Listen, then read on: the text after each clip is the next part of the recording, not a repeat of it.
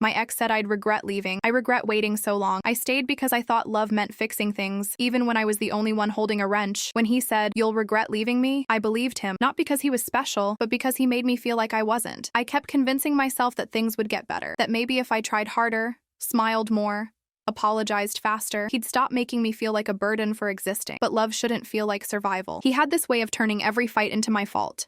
If I cried, I was dramatic. If I stayed quiet, I was cold. If I tried to talk, I was nagging. I started losing track of who I was. Friends stopped calling because I always made excuses for why I couldn't go out. He just had a long day, I'd say. Or, he doesn't like when I stay out late. I thought it was love, but it was control disguised as care. The night I finally left, he laughed. "You'll be back," he said. "You always come back." I didn't answer. I just walked out with a single bag and a heart that felt like it was made of glass. For weeks, I kept waiting for the regret to hit. It didn't. Instead, I felt this strange silence inside me. Not loneliness, but peace. The kind of quiet you only hear after surviving a storm. Still, I caught myself checking my phone sometimes, half expecting an apology. It never came. Instead, he posted pictures of himself with someone new just days later. It stung, but only for a moment. Then I realized she'd probably hear the same words one day. "You'll regret leaving me." Months passed. I started rebuilding my life piece by piece. I reconnected with old friends, went back to painting, and moved into a little apartment filled with sunlight and plants I could barely keep alive. I laughed again. Genuine. I started to see myself as a person, not a project. One day, I ran into him at a grocery store. He looked surprised.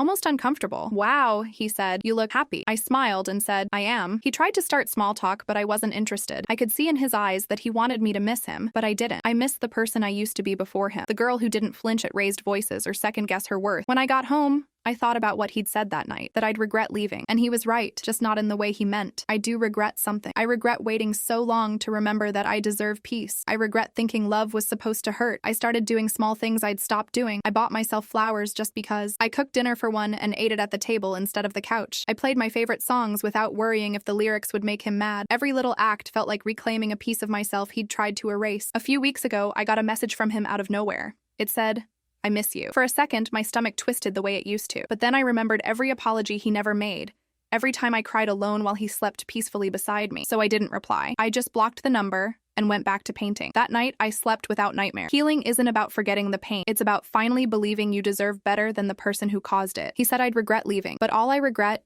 is that I waited so long to leave. Now, every time I look around my quiet little apartment, I whisper to myself, "You didn't lose him. You found yourself." And that's a kind of love I'll never let go of again. Sometimes I think about how many versions of me existed before I finally left. The one who begged to be loved right. The one who cried in the bathroom so he wouldn't see. The one who thought if she just tried a little harder, maybe things would change. I wish I could hug her and tell her, "You're not hard to love, he just never learned how." Because that's the truth I found in the silence he left behind. Love isn't meant to break you to prove it's real.